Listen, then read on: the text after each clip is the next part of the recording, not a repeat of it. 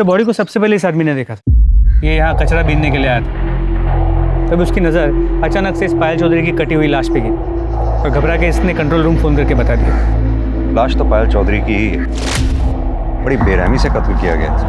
Damini, sir body को examine करो, check करो जरा सेक्सुअल असॉल्ट तो नहीं। सर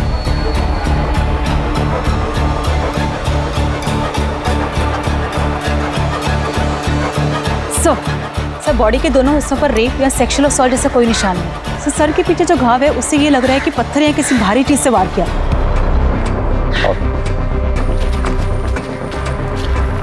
पहले भी कई बार हमें डेड बॉडीज टुकड़ों में मिली, लेकिन इस बार पता नहीं क्यों अजीब लग रहा है। बॉडी को पोस्टमार्टम के लिए भेजो। सर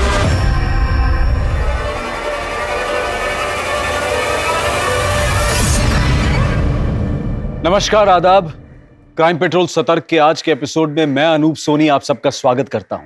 पुलिस को एक महिला की 2 भागों में लाश मिली थी, लेकिन अक्सर ऐसे केसेस में जो देखने को नहीं मिलता वो ये कि मरने वाले की पहचान सही सलामत हो। लेकिन तमाम सबूत मिटाने के बाद, जैसे कि विक्टिम का सामान, उसका मोबाइल फोन, मर्डर वेपन, कुछ भी क्राइम सीन पर नहीं मिला। लेकिन विक्टिम की पहचान छोड़ दी गई थी। ये कातिल की भूल थी या फिर कोई चाल। जिसका कत्ल हुआ वो एक मशहूर डांसर पायल चौधरी थी, जो कि दिल्ली, यूपी और बिहार में प्राइवेट पार्टीज में, इवेंट्स में और शादी ब्याह में परफॉर्म किया करती थी। आखिर पायल को इतनी बेरहमी और इतनी दरिंदगी से किसने और क्यों मारा, इस सच को जानने की कोशिश में ये केस ऐसा घूमा कि पुलिस के लिए इसे सॉल्व करना एक बहुत बड़ा चैलेंज बन चुका था। पर सबसे पहला और अहम सवाल ये था कि एक डांसर के अलावा पायल चौधरी कौन थी और उसकी कहानी क्या थी।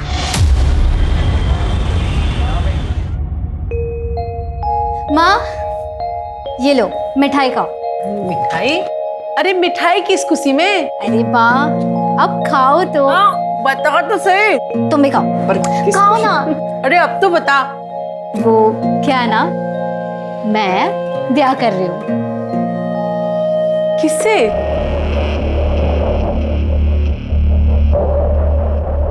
राजन शर्मा नाम है उसका। आप नहीं मिली हो माँ उससे? कुछ महीनों पहले मैं डांस इवेंट में मिली थी उससे। छोरी बुरा ना माने तो एक बात कहूँ, भले घर का लड़का थारे जैसी नाचने गाने वाली के साथ ब्याह क्यों करेगा? और यो बता, तू ब्याह करके जो घर छोड़ के चली जावेगी, हाँ? तो यूं घर कौन संभालेगा? आप लोग ना जानते हो उसे। पायल का सारा काम मैं संभालती हूँ। मैं मिल चुकी हूँ उससे, अच्छा आदमी है। और नाचने वाले की गाली किसे दे रहे हो? थारी अय्याशी चलती रहे इसलिए पायल को गैर मर्दों के सामने नाचने पड़े हैं। थोड़ी शर्म करो, शर्म। यो काम चोरी छोड़ो और कोई काम करो। छोरी, होश की दवा कर, घनी थानेदार नहीं हो रही है। और यो बताओ, तुम दोनों जो ब्याह का फैसला कर लिया तुमने, छोरे के घर वाले से बात की, ब्याह की, राजी हैं वो लोग? वो क्या है ना, परिवार के नाम पे सिर्फ माँ है उसकी, लेकिन वो मना रहा है माँ को। पुराने ख्यालों की है तो थोड़ी दिक्कत हो रही है। थोड़ी दिक्कत ना है यो घनी दिक्कत वाली बात है। कभी ना मानेगी उसकी माँ कुछ भी।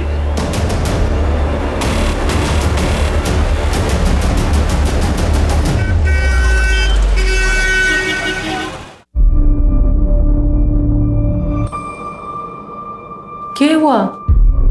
माँ, राजन की माँ ने हमारी शादी से मना कर दिया। उन्होंने राजन को बोला कि अगर तुम्हें शादी करनी है तो करो, लेकिन हमारी शादी में उनकी तरफ से कोई नहीं आएगा। अब मुझे नहीं लगता कि वो मुझे कभी भी बहू बनाएगी। माँ, मुझे नहीं समझ में आ रहा, मैं क्या करूँ? तो राजन पे भरोसा करे? हाँ। तो फिर कर ले ब्याह। और रही माँ की बात, तो देर से फिर वो मान ही जाएगी। मेरी छोरी से ज्यादा दिन कोई नाराज रह ना सके। मेरी छोरी है इतनी अच्छी। और जो ना माने है ना, तुम मन ने बुला लियो। मारूंगी उस बुड्ढी को 2 मुक्के और वो खुद ही लाइन पे आ जाएगी।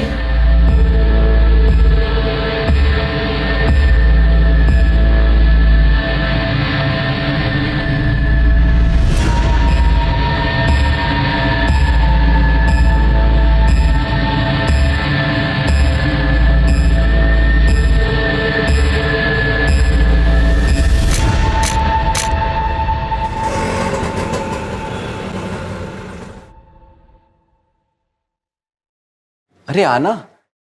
ले आया नचनिया को। खानदान की पूरी इज्जत मिट्टी में मिला दी तूने। आज अगर तेरे बापू होते ना तो पहले इससे गोली मारते, फिर तुझे भी मार देते। अंदर तो आंदे, दरवाजे पे ही शुरू हो गई। हाँ, यहाँ तक तो आई है, अंदर भी आई जाएगी वो। और आता जाता हमारी खिल्ली उड़ाएगा। देख छोरा, बाजार की हर एक चीज ना घर नहीं लाई जाती। हे राम जी, इस बुढ़ापे में काका दिखना पड़ेगा पता नहीं है। चलो।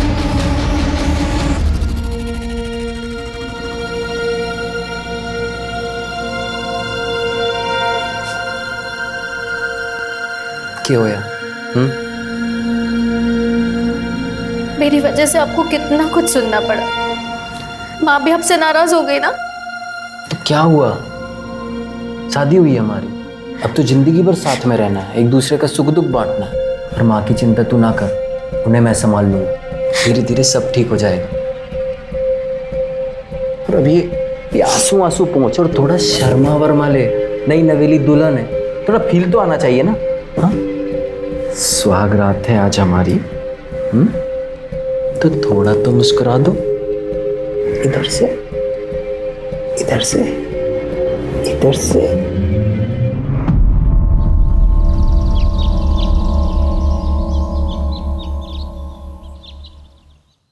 ये लीजिए आपका वॉलेट। पायल, आज मंदिर में कीर्तन है, मोहल्ले की सारी औरतें आएंगी, माँ भी जाएंगी, तुम भी चले जाना, माँ को अच्छा लगेगा। लेकिन राजन, मैं कैसे जा सकती हूँ? मेरा तो शाम को इवेंट है, मैं इवेंट नहीं कैंसिल कर सकती। इवेंट में जाना माँ को खुश रखने से ज्यादा जरूरी है क्या? ये कैसी बात कर रहे हो तुम? तुम्हें तो शुरू से पता है ना कि मैं डांसर हूँ। तुम खुद मेरे डांस के फैन थे। सोचो, अगर तुम्हारा डांस का प्रोग्राम होता और मैं कैंसिल करती तो तुम्हें कैसा लगता? पता था तुम डांसर, तब की बात और थी, तब हमारी शादी ना हुई थी। शादी और मेरे काम का क्या लेना देना है? मेरा काम है राजन। ठीक है, जो करना है कर। लेकिन मेरी बात तो सुनो।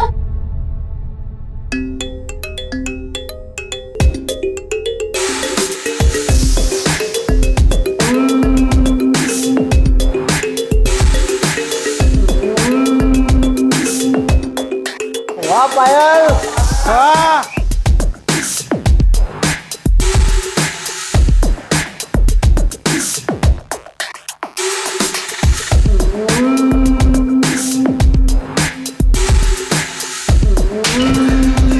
चल निकल यहाँ से। तो ठीक है ना? हाँ दीदी।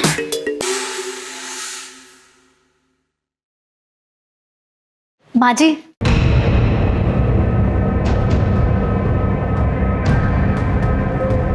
मैं ना आपके लिए मन से तोहफा लाई हूँ, आपको बहुत अच्छा लगेगा। मनने नहीं चाहिए, जो लेता होगा ना उसे जाकर दे। आप देखिए, आपको बहुत अच्छा लगेगा, सच में। एक बार देखिए। मैंने कहा ना मुझे नहीं चाहिए। तारी हराम की कमाई मनने नहीं चाहिए।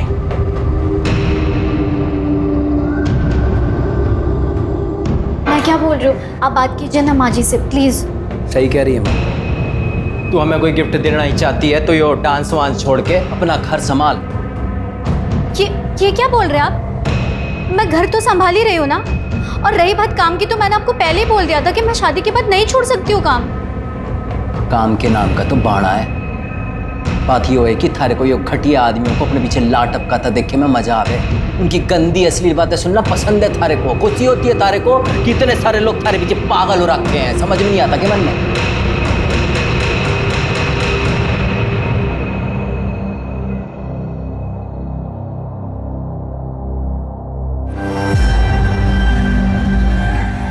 अच्छा हुआ जो ये अपने से गई। अब तू देख, मैं तेरे लिए कैसे खानदानी और सुशील बहू लाती हूँ। पूरी बिरादरी देखती रह जाएगी। राजेश शर्मा से तलाक लेने के बाद पायल वापस अपने घर लौट गई थी, लेकिन सर पायल का बाप बसे सर पायल की शादी से खुश नहीं था। इनफैक्ट वो तो शादी में शरीक तक नहीं हुआ। इसीलिए पायल जब वापस उसके घर चली गई तो उसका बाप उसे दिन रात सुनाता रहता था, काफी परेशान किया था।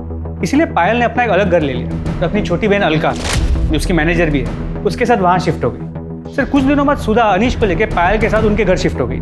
सर सुधा पायल और अलका की सौतेली माँ है। सगी माँ का देहांत काफी साल पहले हो चुका था और लोगों का ये कहना है कि बेसेसर उस पर बहुत ही अत्याचार करता था, इसीलिए उसका देहांत हुआ। और उनका भाई अनीश? सर अनीश अलका और पायल का सौतेला भाई और सुधा और बेसेसर का बेटा। पर अनीश का अपनी बहनों से बहुत अच्छा रिश्ता है। मिश्रा, पायल की फैमिली को इन्फॉर्म किया? हम उन्हें लोकेट करने की कोशिश कर रहे हैं। सर पायल चौधरी की पीएम रिपोर्ट। सर कल बॉडी के जो 2 हिस्से हमें मिले थे वो 2 अलग अलग लोगों के हैं। ऊपरी हिस्सा तो पायल चौधरी का ही है, लेकिन निचला हिस्सा किसी और का है।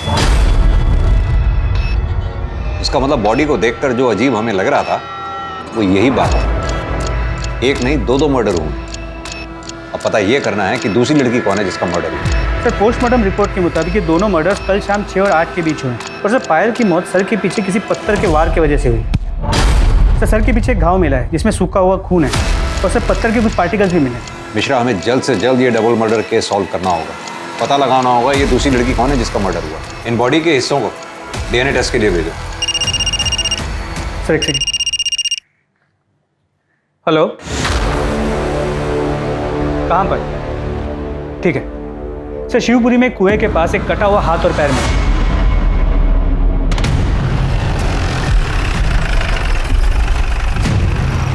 सर यहाँ सिर्फ ये हाथ और एक पैर मिला है, बाकी बॉडी पार्ट्स के लिए हम लोग आसपास चेक कर रहे हैं। हाथ पैर देख के तो यही लग रहा है ये किसी औरत के। इन्हें पोस्टमार्टम के लिए भिजवाओ।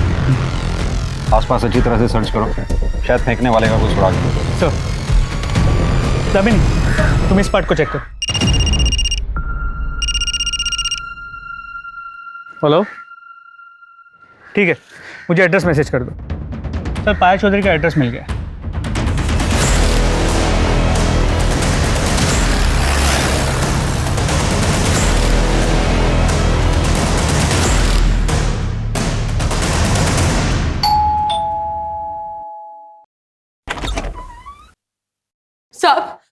साहब हमारी अलका का कुछ पता चला?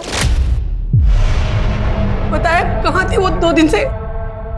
क्या अलका लापता है? हाँ साहब, 7 तारीख की दोपहर को गाड़ी लेके निकली थी, बता के भी ना गई कहाँ जा रही है। उसके पीछे मैं मंदिर चली गई, 2 घंटे बाद आई तो अनीश ट्यूशन से आ गया था, पर अलका ना आई थी। तो हमने घड़ी देर तक उसकी राह देखी, उसको फोन भी किया पर उसका फोन स्विच ऑफ आ रहा था। जब सवेरे तक ना आई तो घबराहट के मारे जनकपुरी थाने में जाके उसकी गुमशुदगी की रिपोर्ट लिखवाई। सब हम तो कल रात में गए थे ये पता करने कि वो उसका कुछ पता चला, पर उसकी कोई खबर ना थी। साहब अलका ठीक तो है ना? आप कौन? यो मारो भाई से बच्चों का मामा। देखिए, हमें एक औरत की लाश मिली, एक्चुअली बहुत काकी नहीं, ये ना हो सके। वो अलका नहीं है माँ। दीदी ना हो सके।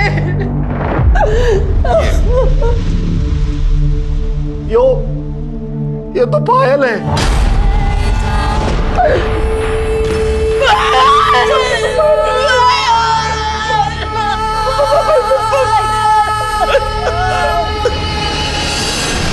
पायल की लाश यहाँ सहारनपुर में मिली। साहब ऐसा कैसे हो सकता है? वो तो मुजफ्फरनगर गई है, 7 तारीख को उसका प्रोग्राम था वहाँ। आज तो वो वापस आने वाली थी, हम उसकी राह देख रहे थे, पर वो हमेशा के लिए हमें छोड़कर चली गई। देखिए, मैं जानता हूँ कि हालात काफी नाजुक हैं, लेकिन फिर भी बस इतना जानना चाहता हूँ कि पायल का क्या कभी किसी से कोई झगड़ा हुआ था या कोई दुश्मनी थी? सब दुश्मनी क्या होगी ऐसी नेक्चुरी की, पर आजकल शाम के साथ घने झगड़े होते थे उसके। शाम कौन? श्याम तिवारी, पायल का पति। दोनों ने मंदिर में ब्याह किया था। श्याम ने पायल से पैसों के लिए ब्याह किया था। पायल को बेवकूफ बनाकर उससे पैसे लेकर कैश में एक दुकान खरीदी थी। पायल उससे इतना प्यार करती थी, पर बाद में पता चला कि श्याम पहले से ही शादीशुदा है। रुड़की में उसके बीवी बच्चे रहते हैं। बाद में उसने रजिस्ट्रार ऑफिस में जाकर पता किया तो पता चला कि उसने दुकान तो खरीदी थी पर अपने नाम पे। इस बात पे उन दोनों में घड़ा झगड़ा हुआ। अलका को भी ये बात पता है। उसने भी तिवारी को खूब खरी खोटी सुनाई थी। पायल को मालूम था कि अलका गायब है? नहीं साहब, हमने फोन किया था पर उसका फोन बंद आ रहा था और अलका की टेंशन में फिर हम उसे फोन करना ही भूल गए। आपके पति आपकी बच्चियों से बहुत नफरत करते हैं। क्या आपको लगता है कि वो ये काम? साहब, वो वैसे ही बड़ा गिरा हुआ इंसान है। कुछ कह नहीं सकती कि वो इतना भी गिर सकता है। अनीश, तुम कुछ कहना चाहोगे जिससे हमारी मदद हो सके? मैं तो बस इतना ही कहना चाहूंगा कि पायल और अलका दी सिर्फ मेरी बहन ही नहीं, भाई बाप सब थी। ठीक है, अभी हम चलते हैं। अलका के बारे में जैसी कोई खबर मिलेगी आप लोगों को इन्फॉर्म कर दें। मिश्रा, कि जनकपुरी पुलिस स्टेशन से अलका के केस की फाइल मंगवाओ। अब ये केस हम ही देखेंगे। पता करो 7 मार्च को पायल सहारनपुर में क्या कर रही थी। वो मुजफ्फरनगर गई भी थी या नहीं। अलका की गाड़ी ढूंढवाओ। अलका और पायल दोनों के कॉल रिकॉर्ड्स और मोबाइल लोकेशन डिटेल्स निकलवाओ। और हाँ, श्याम तिवारी, इसको थाने बुलाओ पूछताछ के लिए। क्या मेरी पायल का मर्डर हो गया है? तो नहीं सर, ऐसा नहीं हो सकता सर। ओवर एक्टिंग कम कर। सर, मैं एक्टिंग नहीं कर रहा हूँ, मैं सच कह रहा हूँ। मैं पायल से बहुत प्यार करता था। अपनी पहली बीवी और बच्चों से भी ज्यादा। सर मैं मानता हूँ कि मैं शादीशुदा हूँ, लेकिन भगवान जानता है कि ये रिश्ता कब का टूट चुका था और अब तो मैं उसे कानूनी तरीके से भी खत्म करने वाला था। क्योंकि पायल के पास ज्यादा पैसा था। उसकी दुकान हड़प के भी तुझे चैन नहीं मिला। सर, ये झूठ है। मैंने उसके नहीं अपने पैसों से दुकान खरीदी थी। सर, मैं कब से अपनी एक इवेंट कंपनी का ऑफिस खोलने के लिए पैसे जोड़ रहा था। अच्छा, तो तूने पायल की ब्लैक मनी से दुकान नहीं खरीदी? सर, मैं उसके पैसे से क्यों दुकान खरीदूंगा? ठीक है, तो अभी तो जा सकता है, लेकिन सहारनपुर छोड़कर कहीं मत जाइए। अपनी बीवी के पास तुड़की भी नहीं। जी सर।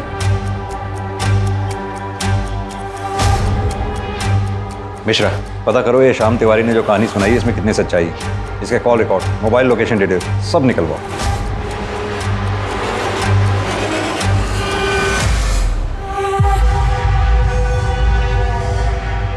सर, अलका का फोन स्विच ऑन हुआ था। इससे पहले कि लोकेशन पता कर पाते, फोन फिर से स्विच ऑफ है।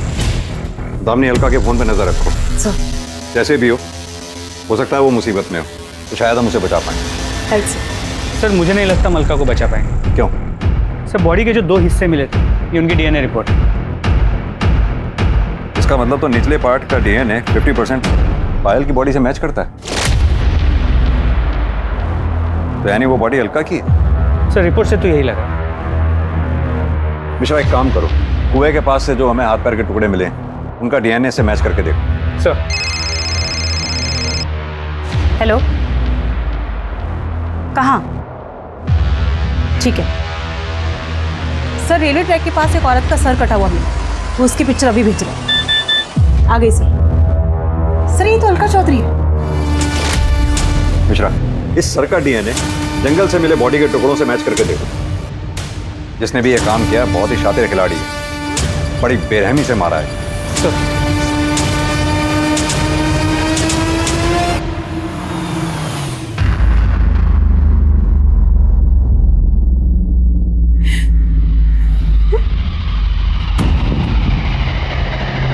आंटी जी,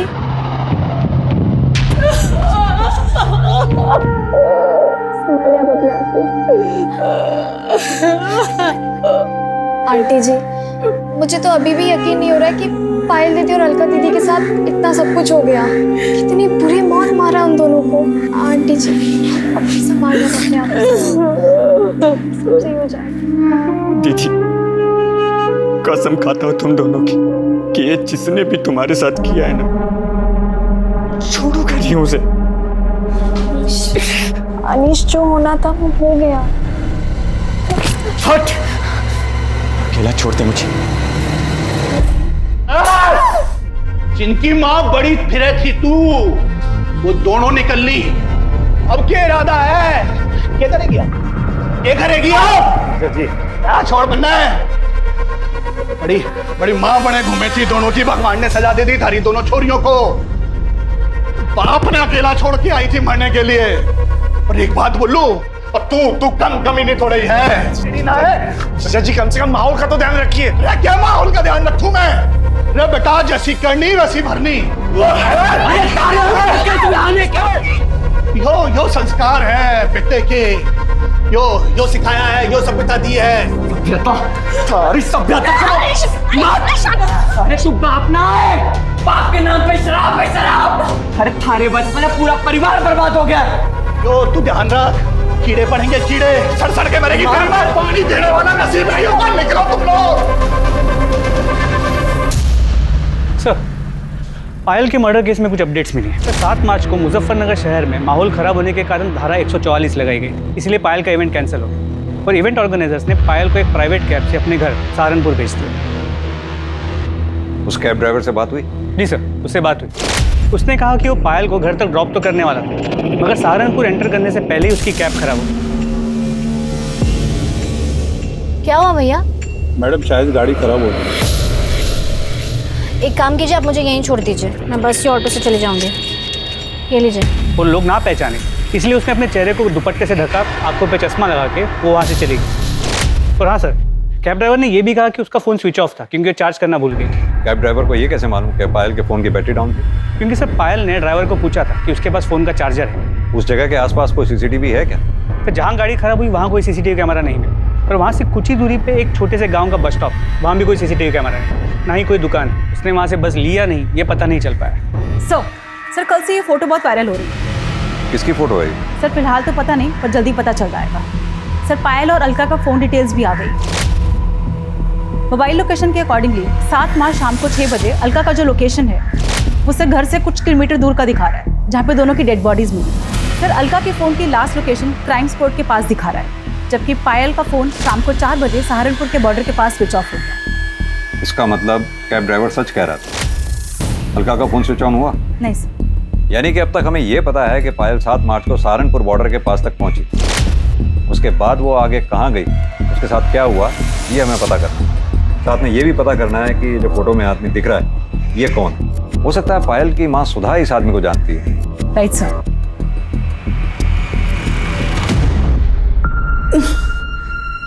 ये तो रतन सेठ है, मैं तो इसे घना भला आदमी समझती हूँ। पायल ने घना काम किया है इनके लिए, पर उसने कभी बताया ना कि ये इतना घिनौना काम भी कर सके। कहाँ मिलेगा ये रतन सेठ? मिलना तो अपने गुलमोहर सर्कल वाले ऑफिस में चाहिए, बैठते वहीं हैं।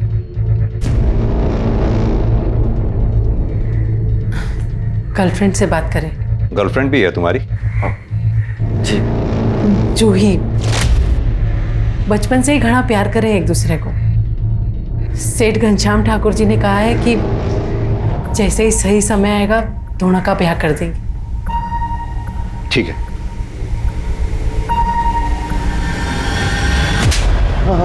साहब मैं सच बोल रहा हूँ साहब। अरे जबरदस्ती तो क्या, मैंने पायल को हाथ तक नहीं लगाया साहब। अच्छा, ये फोटो क्या शौक के लिए खिंचवाए थे? साहब ये फोटो की तो मैं क्या बात करूं, इसने तो मेरी जिंदगी बर्बाद कर दी है। मतलब? मैंने पायल के साथ में बहुत काम किया है, उसके साथ सोने के सपने देखता था, लेकिन सब होश में कभी मुझे उसके पास जाने की हिम्मत ही नहीं हुई।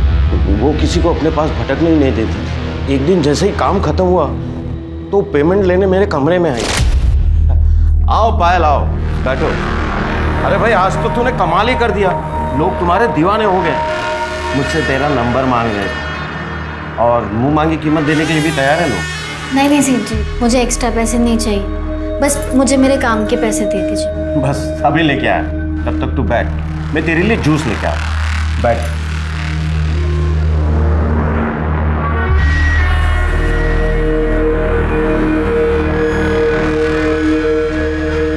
ये लो जूस पियो, अकाउंटेंट तुम्हारे पैसे लेकर आते ही हो।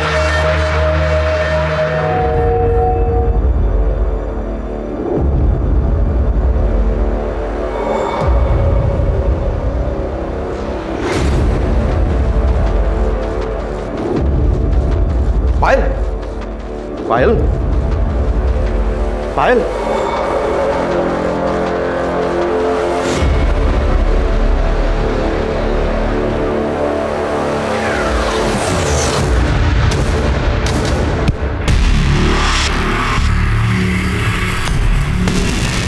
जब मुझे होश आया तो मैं बिना कपड़ों के अपने बेड पे पड़ा था। पायल आसपास कहीं नजर नहीं आ रही थी। तो मैं डर गया कि कहीं वो किसी को बता तो नहीं देगी, पुलिस में तो नहीं चली जाएगी। साहब फिर मैंने अपना फोन देखा तो देखा कि उसमें ये फोटो भी थी और एक मैसेज भी था कि 2 लाख रुपया दे दो वरना ये फोटो पुलिस के पास चली जाएगी। किसने भेजा था वो मैसेज और फोटो? साहब अलका ने। उसी ने मेरे सर पे मारा था जिसके वजह से मैं बेहोश हो गया। अब तक 15 लाख रुपया ले चुकी है सर इस फोटो के ऊपर। अब और पैसे ना देने पड़े इसलिए अलका को मार दिया। पायल के साथ सोने का ख्वाब पूरा नहीं हुआ, पायल को मार दिया। नहीं सर, मैंने ऐसा कुछ नहीं किया। मैं किसी को क्या मारूंगा, मैं तो एक शरीफ आदमी हूँ। मिश्रा, इसे तब तक रखो जब तक ये केस सॉल्व ना हो जाए। इसके call records, mobile location detail सब निकलवाओ। अच्छी तरह से तोड़ाई करो इसकी। नहीं सर, अरे सर। डीएनए रिपोर्ट से यह साबित हो गया कि कुएं में मिला पैर पायल का था, जबकि कुएं में मिला हाथ और रेलवे पटरी के पास मिला सर अलका के शरीर के हिस्से थे। पुलिस के पास इस केस से जुड़ी कई जानकारियां थी, लेकिन फिर भी ये केस अनसुलझा था। और तभी अलका का फोन स्विच ऑन हुआ और पुलिस उस तक पहुंचने में कामयाब हुई जिसके पास अलका का फोन था। ये एक 15-16 साल का लड़का था जिसे अलका का फोन उस खेत से कुछ ही दूरी पर मिला था जहां दोनों बहनों की लाश मिली थी। इसी ने पायल और रतन की फोटो को अपने दोस्तों को भेजा था और फिर उन दोस्तों ने इस फोटो को आगे भेजकर वायरल किया। अलका के फोन की स्कैनिंग के बाद यह साफ हो गया कि रतन सच बोल रहा है। फोटो और मैसेज अलका ने ही भेजे थे और वो रतन को ब्लैकमेल कर रही थी। लेकिन तब भी इससे यह साबित नहीं होता कि रतन ने अलका और पायल का कत्ल नहीं किया था, बल्कि शक अब और गहरा हो चुका था। लेकिन यह साफ था कि दोनों बहनों का कत्ल एक ही समय एक ही जगह पर किया गया था, लेकिन उनके शरीर के हिस्से पुलिस को कंफ्यूज करने के लिए अलग अलग जगह फेंक दिए गए थे। 2 जवान लड़कियों का कत्ल करके उनके शरीर के टुकड़े करना इतना आसान काम नहीं था। लेकिन सवाल यह था कि यह किया किसने था? श्याम, रतन या फिर कोई और था इन दिल दहला देने वाली दर्दनाक हत्याओं के पीछे? सर, अलका की कार सहारनपुर के बाहर हरियाणा बॉर्डर के पास मिली, जहां उसे स्क्रैप करने के लिए छुपाया गया था। मतलब जिसका भी एक काम है, काफी शातिर है, नहीं चाहता था कि गाड़ी हमें मिले। गाड़ी फॉरेंसिक के लिए भेजो। जी सर। रतन सेठ के स्टेटमेंट को क्रॉस वेरीफाई किया? जी सर। जैसे उसने बयान दिया था 6 से 8 मार्च के बीच वो दिल्ली में कॉन्फ्रेंस के लिए गया हुआ था। उस दौरान उसकी मोबाइल की लोकेशन भी दिल्ली की है और कॉन्फ्रेंस में आए कुछ लोगों को मैंने ट्रैक किया, उनसे बात की। उन्होंने कंफर्म किया कि उस दौरान रतन कॉन्फ्रेंस में ही था। हो सकता है उसने ये काम सुपारी देकर करवाया हो। सर पॉसिबल तो है, लेकिन उसके कॉल रिकॉर्ड से ऐसी कोई बात सामने नहीं आई। सर शाम की बैंक डिटेल्स आ गई। सर उससे तो ये पता चला है कि दुकान खरीदने से पहले उसने बैंक से काफ़ी भारी रकम उधार ली थी। सर इससे तो ये लग रहा है कि वो सच बोल रहा है। सर इसके अलावा और कोई इन्फॉर्मेशन नहीं मिली। मिश्रा, पायल के बाप बसी सर, इसके बारे में पता किया मर्डर के वक्त वो कहाँ था? जी सर, 7 मार्च को शाम से ही वो एक देसी ठेके में बैठे उधार की दारू पी रहा था। वहाँ काम करने वाले कुछ लोगों से मैंने बात की, वो वही था। और हाँ सर, पायल के पहले पति राजन के बारे में पता किया। राजन का और उसकी माँ का पायल और अलका से मार्केट में झगड़ा हुआ था, जिस दौरान अलका ने राजन की माँ का सर फोड़ दिया और राजन ने उन्हें धमकी दी थी कि वो उन्हें देख लेगा। और राजन की मोबाइल की लोकेशन उस शाम उसी एरिया की है जहाँ हमें दोनों बॉडीज मिली थी। हो सकता है इस कांड को अंजाम राजन ने ही दिया हो। सर जी, मैंने किसी को नहीं मारा, उल्टा पायल और अलका झगड़े को इस लेवल तक ले गई थी, वरना मैं तो उनके मुंह तक ना लगता। क्या हुआ? कितना टाइम लगेगा दीदी? अरे 2 मिनट रुको, पता नहीं क्या हो गया। पाउडर लिपस्टिक पोत कर चली नचनिया। पता नहीं आज किसका घर बर्बाद। क्या बोली तू? हाँ, हमारी बहन का घर तोड़ दिया। कुछ तो शर्म कर बुढ़िया, भगवान को क्या मुंह दिखाएगी? देखो भगवान की बातें कौन कर रहा है। पूजा पाठ का नौटंकी करती है और कमीन पंती नहीं छोड़ती है। तुझे तो अलका, ये बकवास कर रही है? औकात में रहे वरना क्या? टूट जाए हमारी घर और गृहस्थी, अब मुझे कोई डर नहीं है। और क्यों सुनो मैं तुम्हारी और तुम्हारी माँ की बकवास? हमारी घर गृहस्थी हमारी माँ की वजह से ना टूटी है। थारे को ये घर गृहस्थी से ज्यादा अपना नाच गाना पसंद था। अच्छा, तो ये बात नहीं थी तेरे लिए? तुझे पता नहीं था कि ये क्या काम करती है? तब मारे छोरे ने ये सोचा था कि ये कीचड़ मारे घर में आकर पवित्र हो जाएगी। इसे एक आदमी से थोड़ी ना पेट भरता है। छोड़ूंगा नहीं तेरे को, जान से मार दूंगा दोनों को। जा। इसके बाद मैं सीधा अपनी माँ को लेकर डॉक्टर के पास गया। 3 टांके आए थे माँ को, और तभी तूने तय कर लिया पायल और अलका को मारने का। देखिए सर जी, मैं मानता हूँ कि मैं उस एरिया में था, पर मैं वहाँ अपने फैमिली डॉक्टर से अपनी माँ की दवाइयाँ लेने गया था। आप चाहो तो पता कर लो। वो तो हम पता कर ही लेंगे। अभी तो तू जा सकता है, लेकिन सहारनपुर छोड़कर कहीं मत जाइए। सर, फोरेंसिक टीम ने बताया कि गाड़ी में कोई फिंगरप्रिंट्स नहीं मिले और जो भी खून के ट्रेसेस मिले वो दोनों बहन अलका और पायल के ही। यानी कि पायल और अलका का मर्डर हो सकता है कि गाड़ी में ही हुआ हो सकता है फिंगरप्रिंट्स जानबूझ के मिटाए गए। किसका काम हो सकता है? सर, ये शाम के phone record. Sir, call records के मुताबिक मर्डर के 2 दिन पहले इस शाम ने एक सुपारी किलर गफूर को कांटेक्ट किया। पर सर, ये लोकेशन डिटेल्स के मुताबिक जिस दिन दोनों बहनों का मर्डर हुआ, शाम का फ़ोन रुड़की से सहारनपुर के बाहर आके रुका और फिर वहाँ से पायल के घर की तरफ मूव हुई और फिर पायल के घर से वापस रुड़की की तरफ गया, मगर अलग रास्ते से। मिश्रा, ये पायल की गाड़ी भी तो सहारनपुर बॉर्डर के आसपास ही खराब हुई थी। जी sir. Sir sir sir sir मत मारो सर सर सर सर बता रहा sir sir sir sir sir sir plan तो ये था कि जब 9 मार्च को पायल मुजफ्फरनगर से सहारनपुर आएगी ना, तभी उसका काम तमाम कर दूंगा और उसी दिन अलका को भी मार दूंगा। लेकिन सर, अचानक से पता चला कि पायल का इवेंट ही कैंसिल हो गया। मैंने बहुत देर तक हाईवे पे उसका इंतजार किया, फिर देखा कि अचानक से उसकी गाड़ी खराब हो गई और वो पैदल जाने लगी।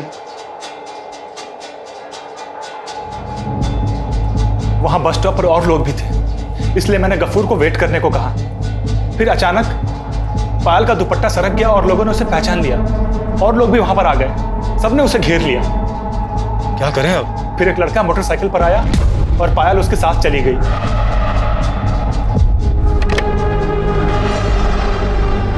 वो लड़का कौन था जिसके साथ वो बाइक पे गई थी?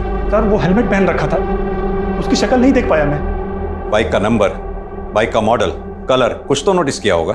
सर, मैं तो उसको मारने के चक्कर में गया था, इतना ध्यान ही नहीं गया मेरा। कहानी सुना रहा है तू हमें? सर, मैं सच कह रहा हूं, मैं उसके पीछे तक भी गया था, काफी देर तक उसका पीछा किया।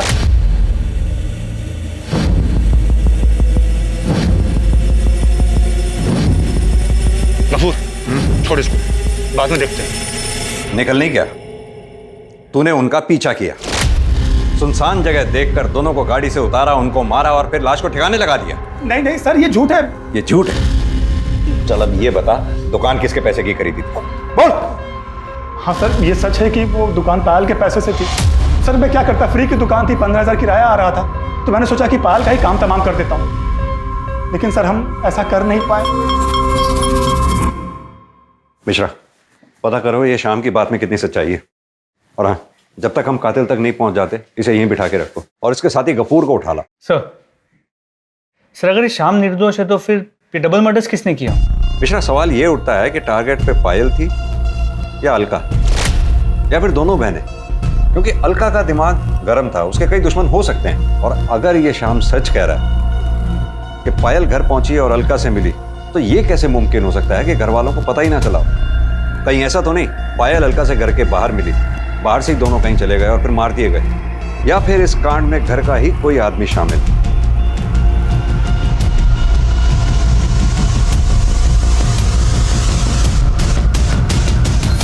तो श्याम तिवारी सही कह रहा था, अलका के एक नहीं कई दुश्मन। पायल जहां भी परफॉर्म करती थी, लोग उसे छेड़ते थे और अलका उनका मुंह तोड़ जवाब देती। वो ये नहीं देखती थी कि वो कौन है, कोई नेता है, नेता का भाई है या पैसे वाला आदमी, वो किसी से भी नहीं डरती थी। यानी कि कामचोर बाप ने अपनी अय्याशी के लिए अपनी दोनों बच्चियों का जीवन ही बर्बाद कर दिया। पता करो, ये पायल के चाहने वालों की लिस्ट में क्या कोई ऐसा है जो इतने सालों तक अपनी खुंदक पाल के बैठा हो? सर। दामिनी सर, राजन की स्टेटमेंट को क्रॉस वेरीफाई किया? Yes sir. सर, वो सच बोल। सर, उस दिन वो डॉक्टर के यहाँ दवाई लेने के लिए गया था। क्लिनिक की सीसीटीवी फुटेज में ये दिख रहा है कि शाम को 6 बजे से लेकर 7 बजे तक वो क्लिनिक में ही था और उसके बाद उसके मोबाइल लोकेशन घर की तरफ मूव कर। सर, एक सेकंड। हेलो, कहाँ पर? ठीक है सर। खंडर के पास एक औरत का कटा हुआ हाथ और पैर में, जो काफी बुरी हालत में।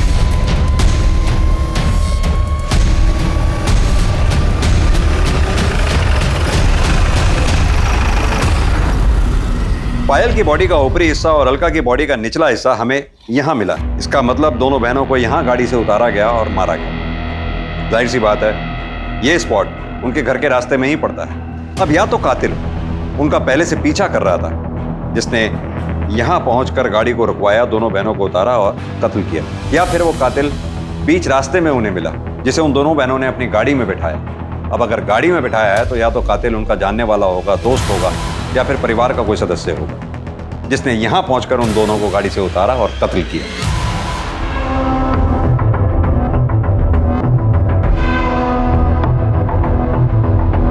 सर, अनीश अभी घर से बाहर निकला है। मैं पीछा कर रहा हूँ सर।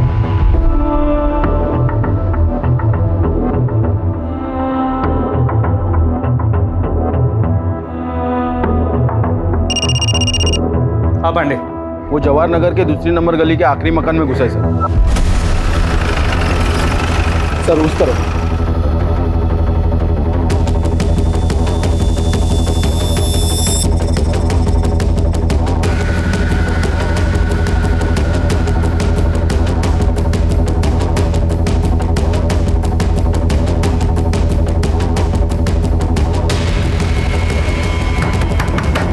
अनीश, हमें पता है तुम अंदर हो, चुपचाप बाहर आ जाओ।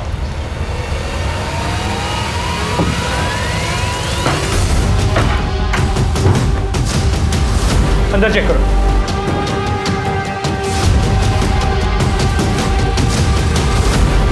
सर, अंदर कोई नहीं है।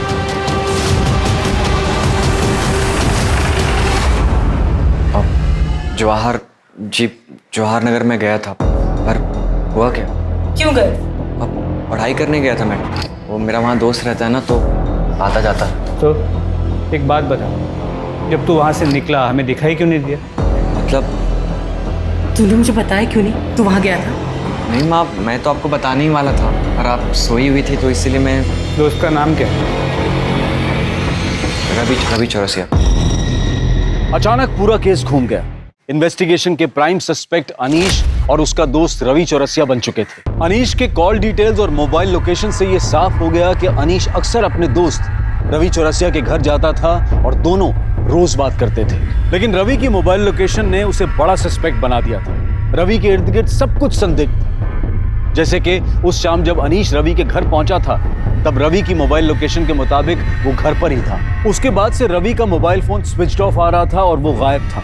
इतना ही नहीं, उसका मोबाइल फोन उस बस स्टैंड पर भी मौजूद था जहां से पायल ने लिफ्ट ली थी। और बस स्टैंड पर लोगों के पहचाने जाने के बाद यह तय हो गया कि रवि ही वो लड़का था जिसने 7 मार्च की शाम को पायल को अपनी मोटरसाइकिल पर लिफ्ट दी थी और उसे घर छोड़ा था। वो रवि ही था जिसने 7 मार्च की शाम को अलका और पायल को जिंदा देखा था। इन सभी जानकारियों के बाद पुलिस को लगने लगा था कि पायल और अलका के कत्ल में अनीश और रवि का हाथ हो सकता है। इस केस को हल करने के लिए रवि अब एक अहम कड़ी था। पुलिस रवि के फोन पर नजरें गड़ाए हुए थी और जैसे ही फोन ऑन हुआ, पुलिस ने बिना देरी किए रवि को उठा लिया। मैं और रवि, हम दोनों एक दूसरे से बहुत प्यार करते हैं। जूही से हमारा कोई वास्ता नहीं सर। सर, मैं अनीश को पहली बार पायल दीदी और राजन की शादी में मिला था सर, और अनीश को देखते ही मुझे इससे प्यार हो गया था सर। सर, मुझे लड़के पसंद है, ये मुझे तब पता चला जब मैं रवि से मिला। पर मुझे ये भी पता था सर कि कुछ भी हो जाए, मेरी माँ जूही से शादी करा के रहेगी। रवि से झगड़ा होता था, माँ को लगता था कि मुझे जूही से झगड़ा हुआ, और माँ उसे मनाने को बोलती थी। और सर, मुझे समझ में नहीं आता था कि मैं माँ को अपने रिश्ते के बारे में कैसे बताऊँ। 7 मार्च को क्या हुआ था और पायल तुम्हें कहाँ मिली? सर, मैं अपने एक रिश्तेदार को बस स्टॉप पर छोड़ने गया था, तो मैंने रास्ते में देखा कि कुछ लोगों ने पायल दीदी को घेरा हुआ है। तो मैंने दीदी को बोला कि आओ मैं आपको घर छोड़ देता हूँ, और मैंने अपनी बाइक पे उन्हें घर छोड़ दिया था सर। सर, मेरे पास ना पायल दीदी का बैग रह गया था बाइक, मैंने सोचा मैं वापस कर देता। जैसे ही मैं उनके घर के पास पहुँचा तो मैंने देखा वो कार में कहीं बैठकर जा रही थी, और फिर मैंने उनका पीछा किया।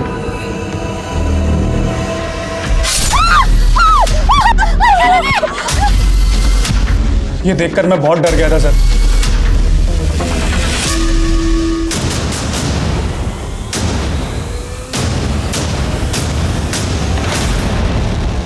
क्यों मारा उन दोनों को? मैंने सोच लिया था कि मैं उस अलका को जिंदा ना छोड़ूं। फिर पायल 2 दिन के लिए बाहर गई थी, यही मौका था। हमने सोचा कि बहाने से उसे मंदिर ले जाते हैं और वहीं मार देते हैं, पर फिर पायल वापस आ गई। अरे पायल, शुक्र है भगवान का तू आ गई, नहीं तो जान ही सूख गई थी जब ऑर्गेनाइजर ने बताया था कि तू काफी देर पहले निकल गई। अरे पायल, तू तो 9 तारीख को आने वाली थी, फिर? अरे माँ मैं बताना भूल गई, वो इसका प्रोग्राम कैंसिल हो गया। चल अब आई गई है तो हमारे साथ मंदिर चल, घर में अकेले क्या करेगी? अच्छा ठीक है, मैं बैग रख के आती हूँ। हाँ? तो मैंने और भाई ने तय किया कि हम उन दोनों को मार देते हैं। पता नहीं फिर ऐसा मौका मिले ना मिले। जब गाड़ी सुनसान जगह पर पहुंची तो मैंने बहाना बनाया, मैं बस 2 मिनट। हाँ माँ।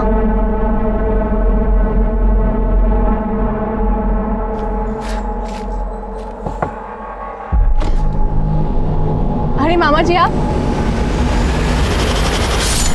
मैंने अलका की बात सुन ली थी।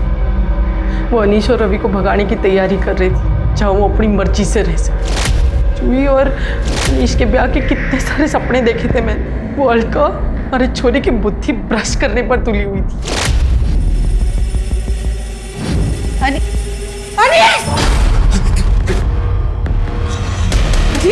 यो क्या कर रहा है? हाँ? इतनी सुथरी गर्लफ्रेंड है थारी, फिर यो? माँ हमारी गर्लफ्रेंड ना है। हाँ आंटी आप। तू तो रहने दे सुनने सुनाने की बातें। निकाल। माँ इतना हल्ला क्यों मचा रही है? गलत क्या है इसमें? अनीश अगर इसमें खुश है तो इसे खुश रहने दे। तू इसकी तरफदारी कर रही है? अच्छा अब समझी। थारे को ये सब पहले से मालूम था। यो थारा दोस्त। अरे तूने इतना भी ना सोचा कि अपने दोस्त के खातिर अपने भाई की जिंदगी खराब कर रही है? माँ इतना नाटक करने की ना जरूरत ना है, सब समझ रही हूँ मैं। अनीश की बात माननी पड़ी और जूही और अनीश की अगर शादी नहीं हुई तो थारा लखपति बनने का सपना टूट जाएगा। मारे जीते जी ये ना हो सके है कि हमारा छोरा किसी चोरी से ब्याह करे। माँ हम उनकी लाशों को घसीटकर जंगल में ले गए। भाई ने उनके शरीर के टुकड़े टुकड़े कर दिए। पायल का फोन कहाँ है?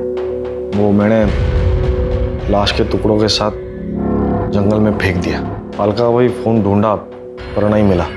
फिर बहुत अंधेरा हो रहा था तो ढूंढना छोड़ दिया और निकल गया वहां से। मारना तो हम सिर्फ अलका को चाहते थे।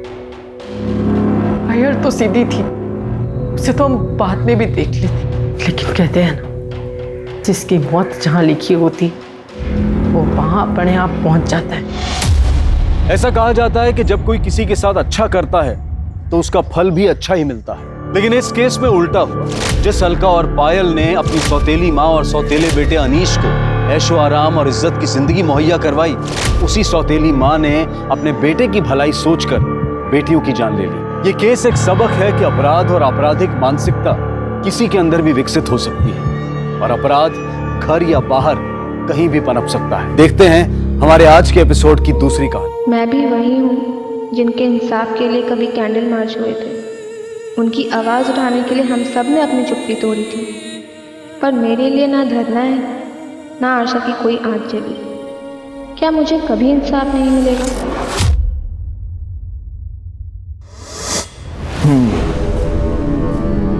तो तुम्हारा रेप हुआ, किसने किया? सर वो कुछ याद नहीं आ रहा कौन था, पर उसने मेरे साथ। मतलब तुम कह रही हो कि तुम्हारा रेप हुआ और तुम्हें नहीं मालूम किसने की?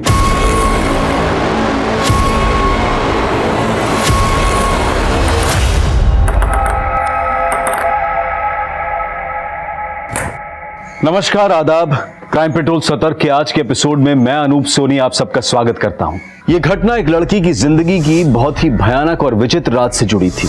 उस रात का एक एक पल यातनाओं से भरा था, लेकिन उस लड़की को अपने अपराधी का परिचय नहीं मालूम था। आखिर आराध्या कब, कैसे और क्यों इस जटिल परिस्थिति में पहुंची?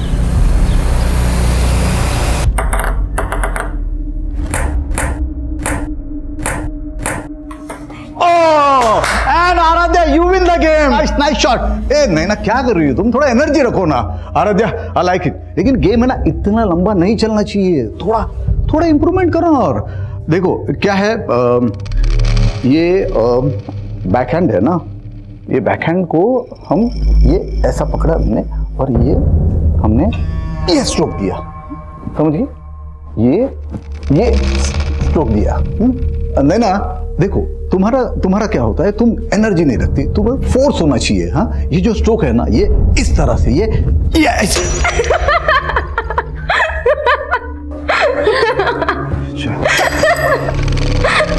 ओके ठीक, आज प्रैक्टिस यही खत्म करते हैं, कल फिर मिलते प्रैक्टिस पे। चल आराध्या, आज पार्टी करते हैं। जाम से जाम टकरा के मैं अपनी हार और तू अपनी जीत सेलिब्रेट करते हैं। अच्छा, जाम से जाम टकराएंगे ना तो लीवर जाम हो जाएगा। फिटनेस पर ध्यान नहीं देना तुझे। आराध्या, क्या हुआ?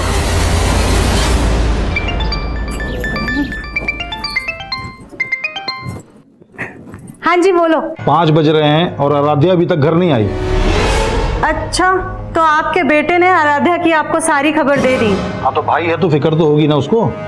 और तुमने माँ हो के क्या किया, उल्टा उसको क्लब का मेंबर बनवा दिया, और तब से पैर नहीं टिकते उसके घर पे। अरे भगवान ने इतनी टैलेंटेड बच्ची दी है तो ऊपर वाले का शुक्रिया अदा करो, और ये रोक टोकना अच्छी बात नहीं है। तो अब कहाँ पे झंडे गाड़ रही है? देखो, लीवर की फिक्र होना तो ठीक है, लेकिन दिल का भी ख्याल रखना चाहिए। मौसम देखो यार कितना अच्छा है।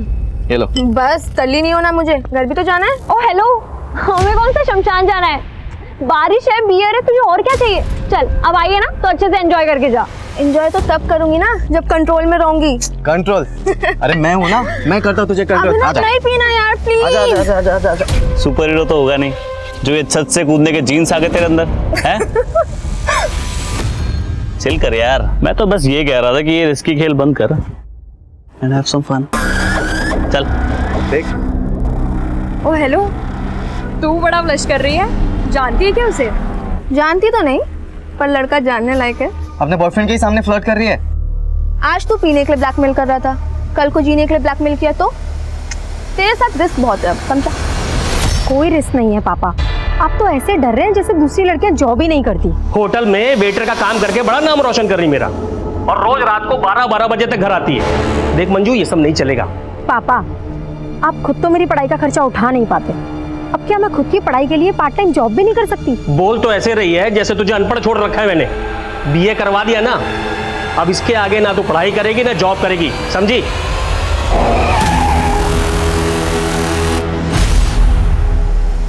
ये लड़की मेरी नाक कटवाएगी एक दिन।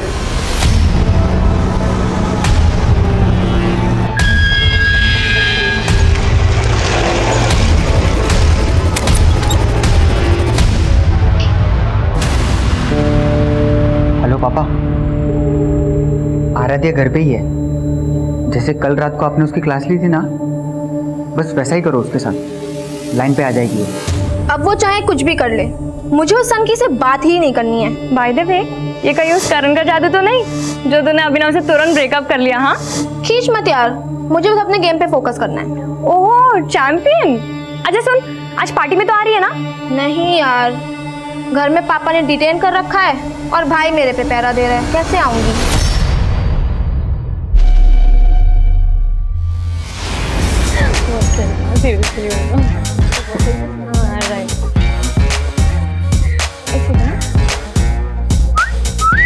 वाह क्या बात है।